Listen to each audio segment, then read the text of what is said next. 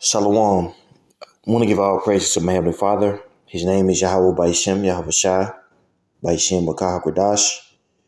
Double honors to the apostles and the elders of Ruel, and peace and many salutations to you brothers that's told me the truth. I wanted to do a continuation on the live show that I was doing earlier. I guess my laptop is acting up, and so it kicked me out of StreamYard, which is fine. It happens. Just got to keep on, pushing and keep on doing the truth up. But I wanted to continue on this lesson that I have for you guys, just to,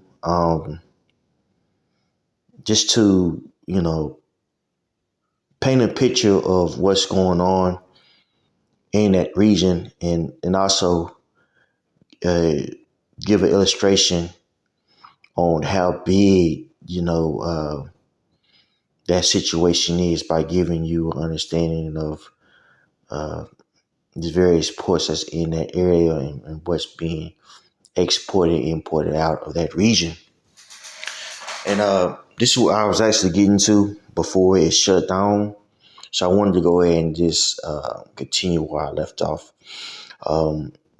If you're watching the early sit down I was going into, basically how the Houthis, it's like him. It's a tongue tie. Was basically blockading trade in that region, and you have six major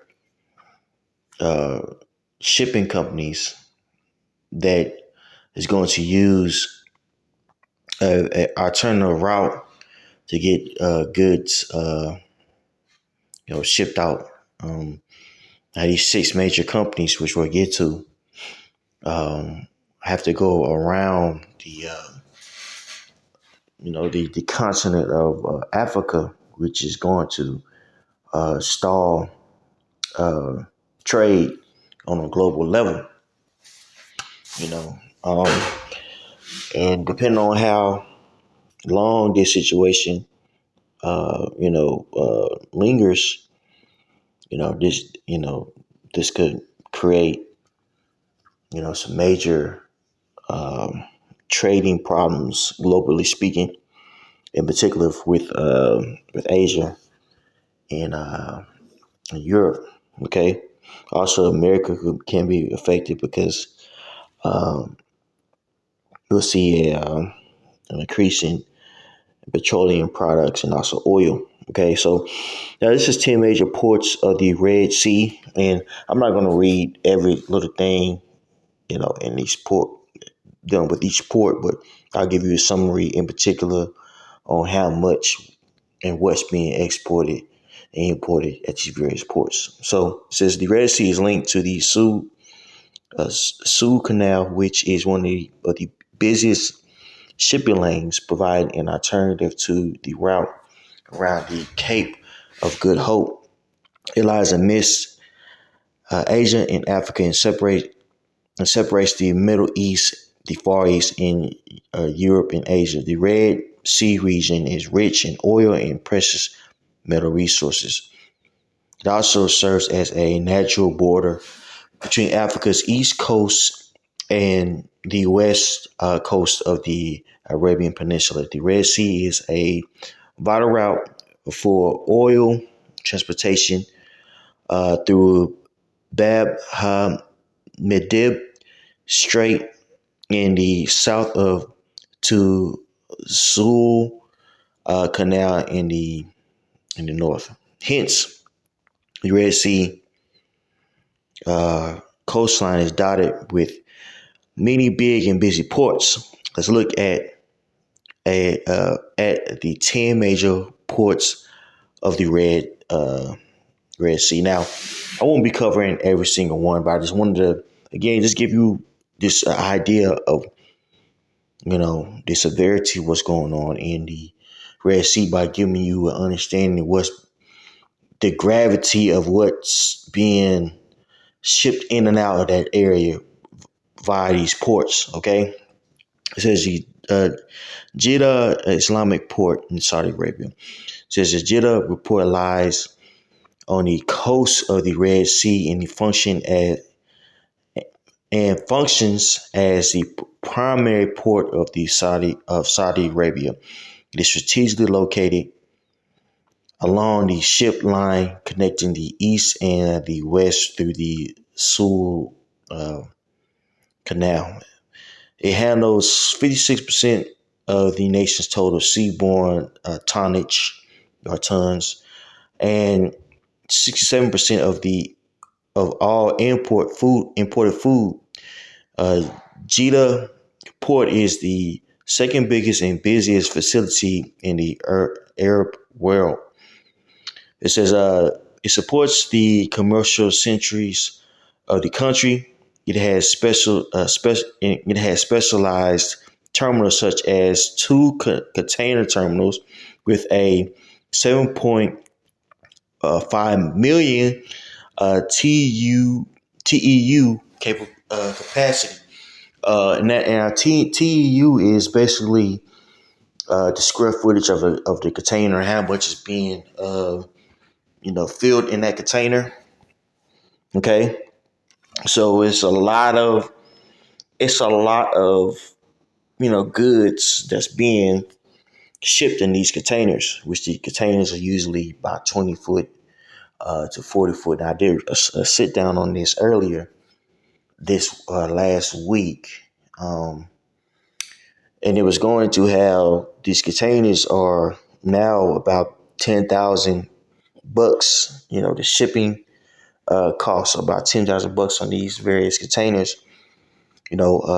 Prior to this whole situation in the Red Sea, I want to say that a 40-foot trailer to ship it only costs about 2,400, and a 20 foot trailer only costs about 1,900 to ship. Now, as you can see, the pricing on these various shipments have increased substantially, which will be a trickle down effect. With the higher shipping costs, it's going to be a higher cost for us, because, we're footing the bill, essentially. We're paying for these products. Okay. So we can see a substantial increase in various goods. Okay. And this is not a small thing. This is just one terminal. Keep that in mind. This is just one terminal. Okay. All right.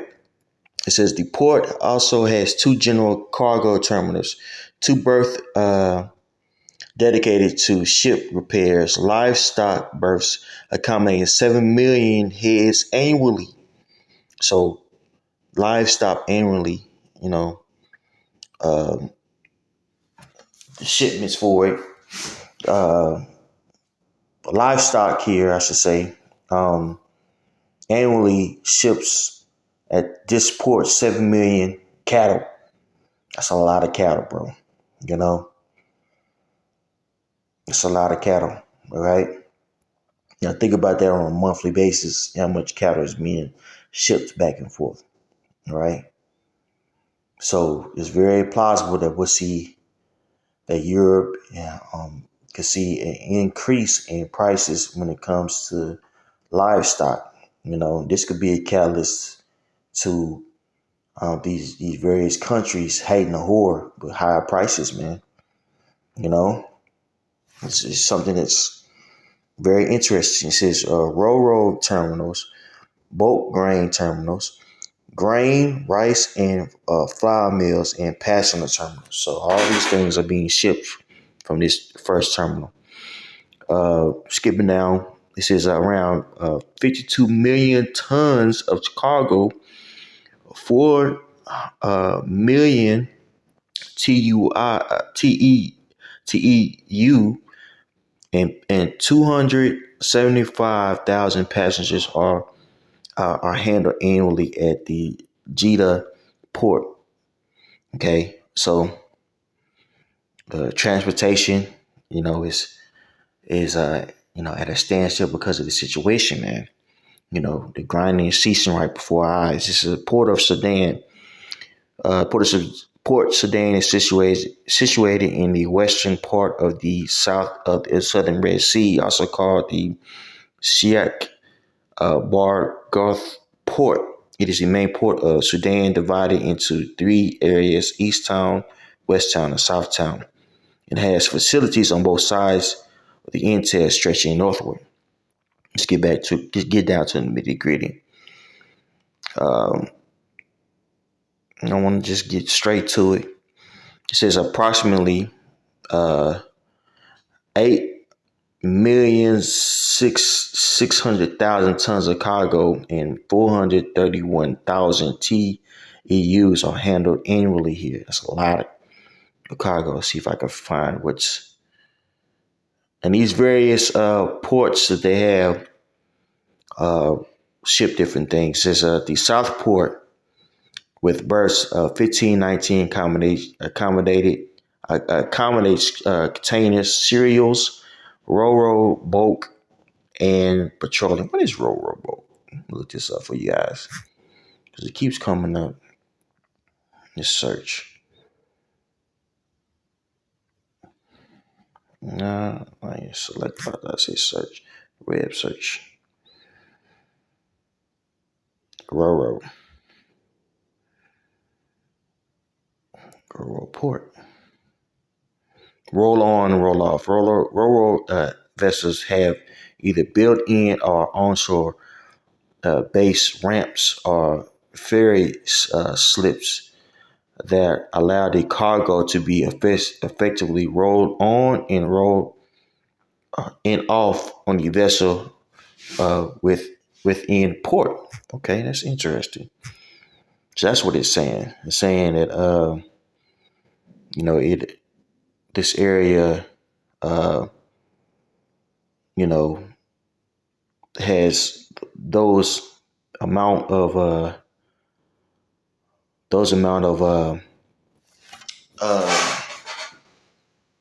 equipment that's utilized in that region, or either that they're saying is shipping these these Roro equipment. Okay, this is bulk and petroleum, which petroleum is used to make various goods. We refine it from oil. It says the Greenport Al El Al Hadar lies on the southwest side of the harbor and deals with dry bulk. It says there's also the El Kahar oil terminal, an offshore facility with a single berth, approximately 1.5 nautical miles southeast of the port main entrance. It was constructed for the import and export of LBG and petroleum products. There are more petroleum products are seen here, man. Okay.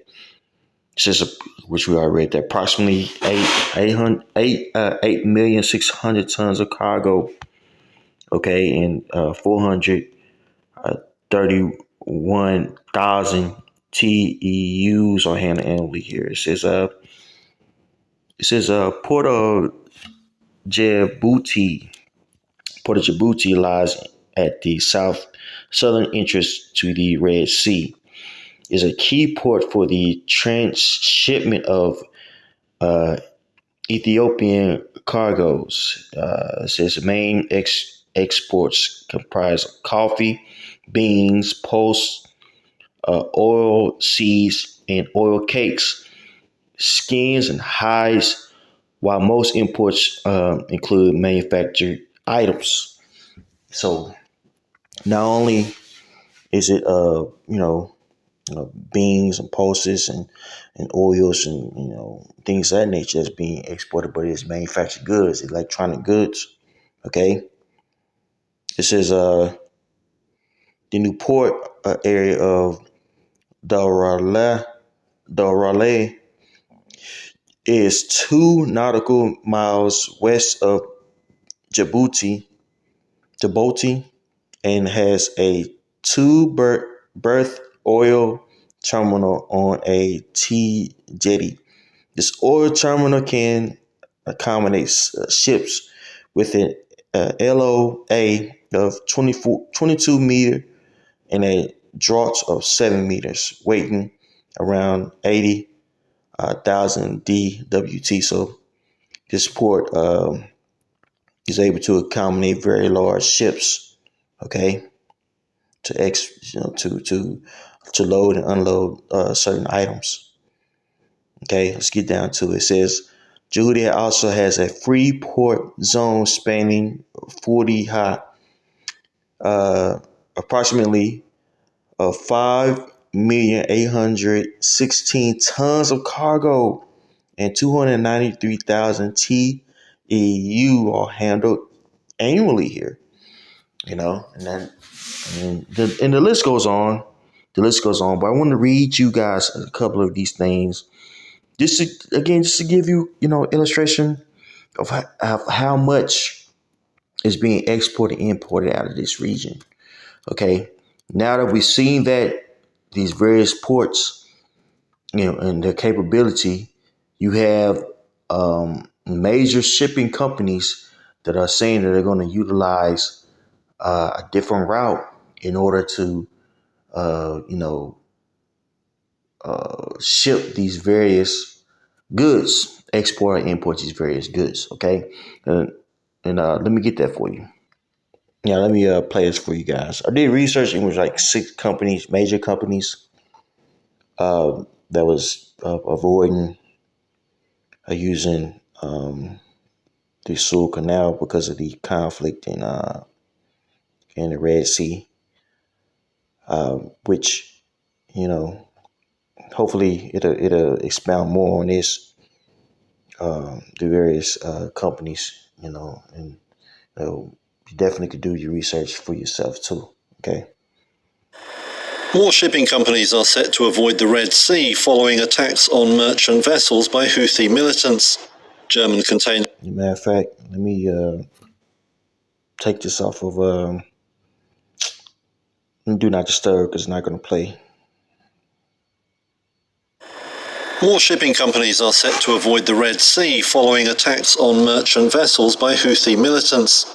German container line Hapag-Lloyd is among the latest to say it will steer clear. 25 of its ships will be rerouted before the end of the year. Hong Kong's OOCL is making a similar move. Ships will have to take longer routes to avoid the hotspot, and that could roil supply chains worldwide. The Suez Canal route accounts for about 12% of global trade.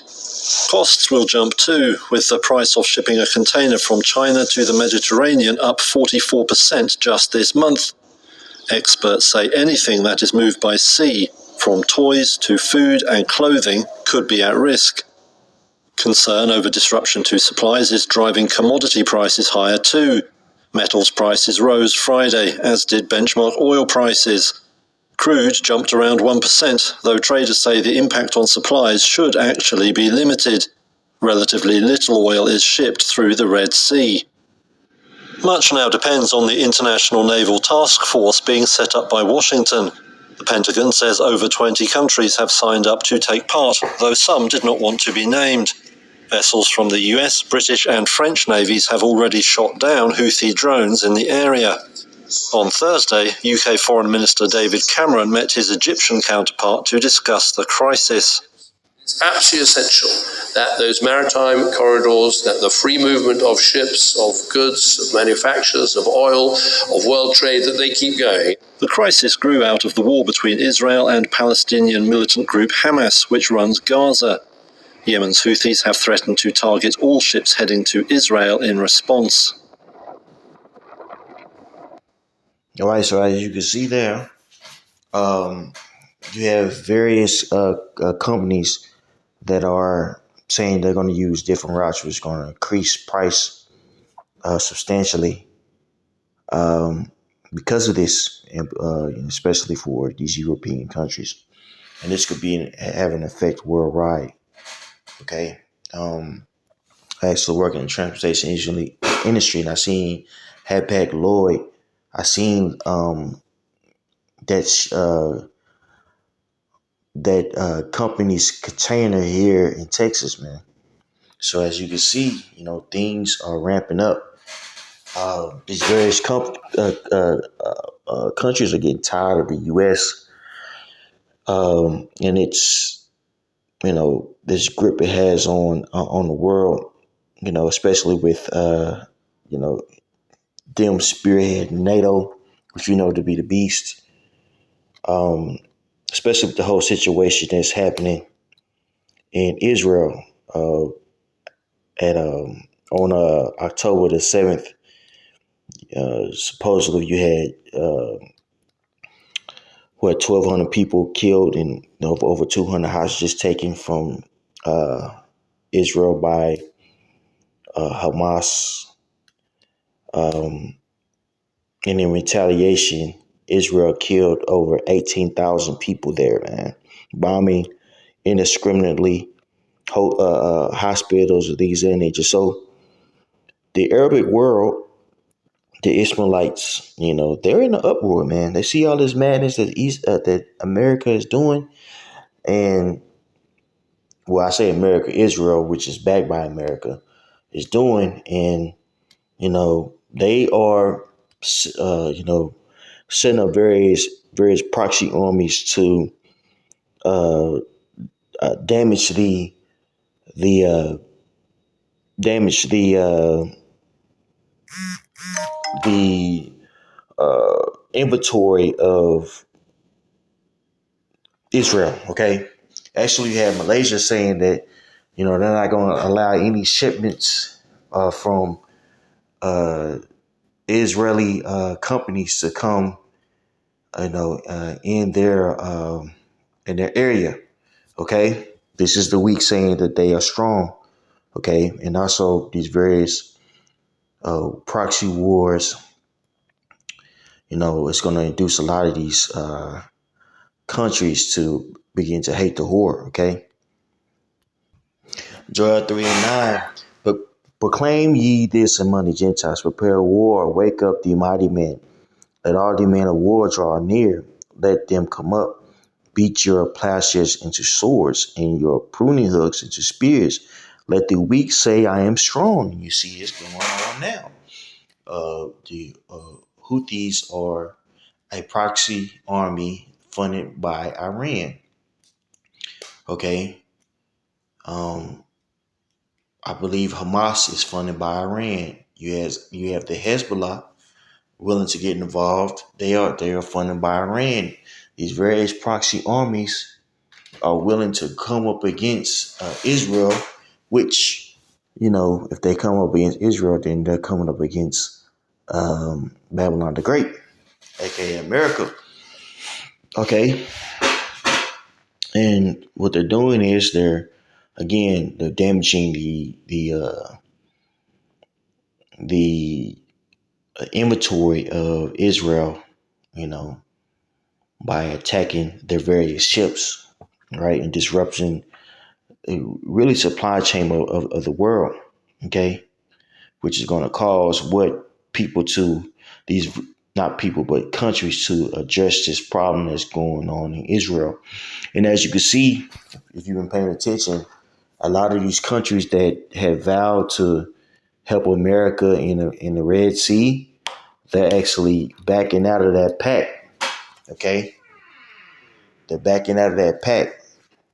Okay, because they see the atrocities that Babylon the Great or Israel is doing. Okay, so it says, verse 11, assemble yourself and come, all ye heathen, and gather yourself together round about.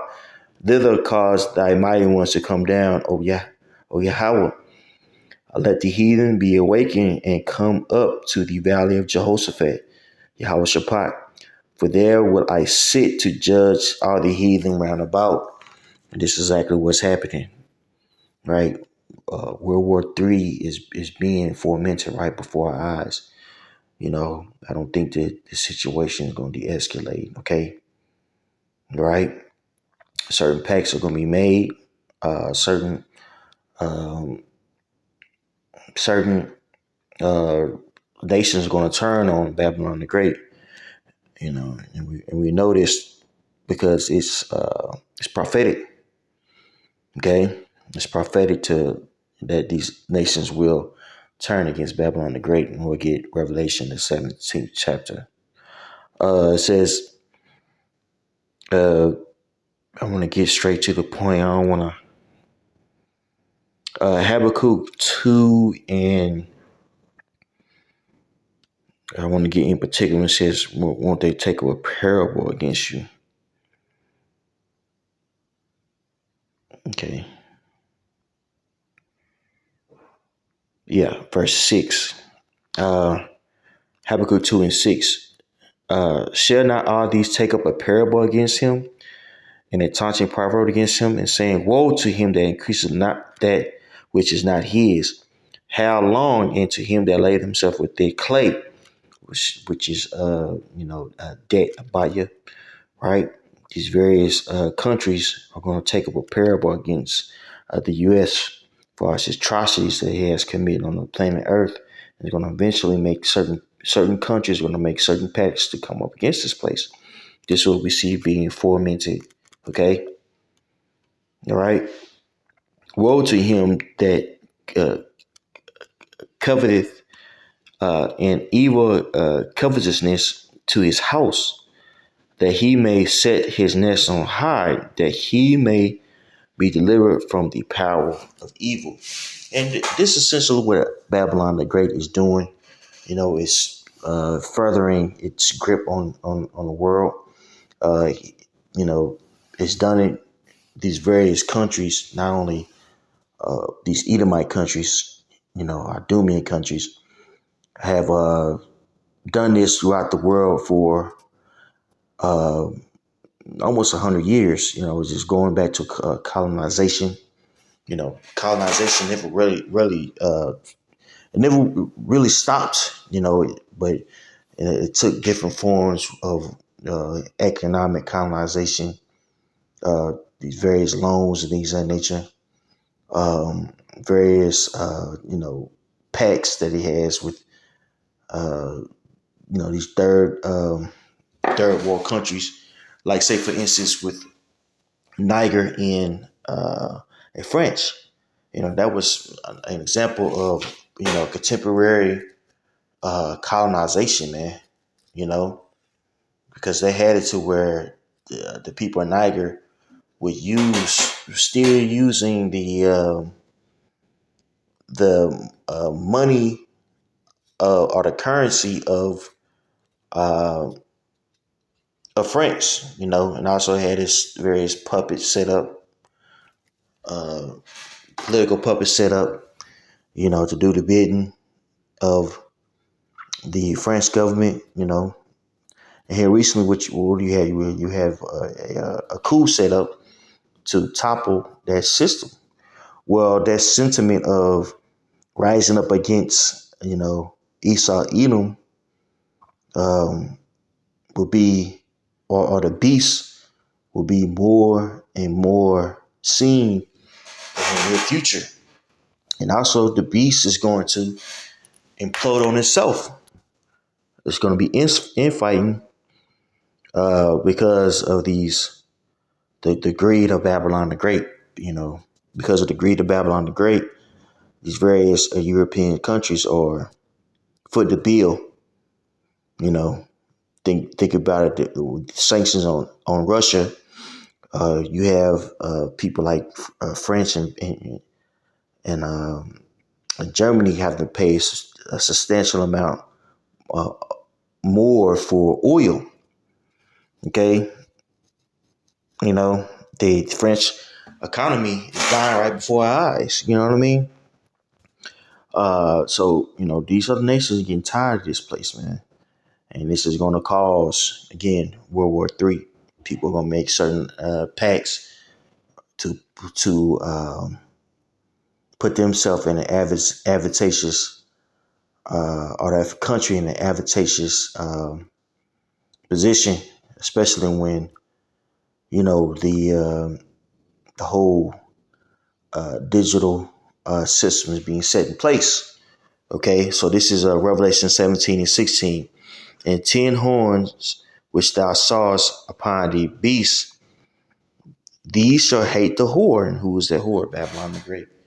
And these various the beasts make up or parts of the beast or various countries. Okay, and shall make her desolate and naked, and shall eat her flesh and burn her with fire. And this is going to happen. This is happening right before our eyes. Okay, so I hope this was edifying. So I want to give you guys some information for things that I've been researching. I pray to my Heavenly Father, Yahweh Bashim, Yahweh Shai, and on to the next. Shalom.